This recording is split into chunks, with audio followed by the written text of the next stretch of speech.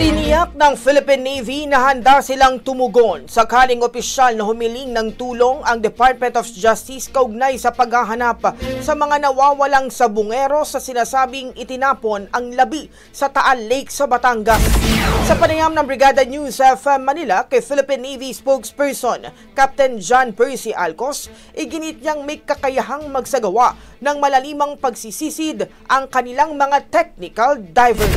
Ang inyo pong Philippine Navy ay may isang elite unit, ang Naval Special Operations Command, kung saan meron po silang technical divers na normally nakakarating sa mga depths na hindi normally nararating ng mga sports divers po. Sinigang din pa ni Alcos na ang mga technical divers ay may kompletong kagamitan kung sakaling magkaroon ng operasyon.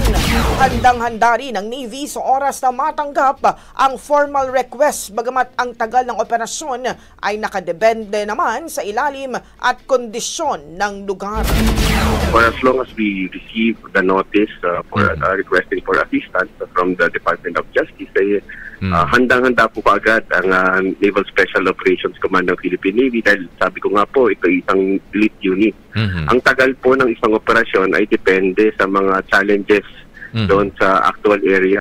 Ang marami po ang mga baka may mga nakasagabal, ang lalim po ay isang major challenge of course.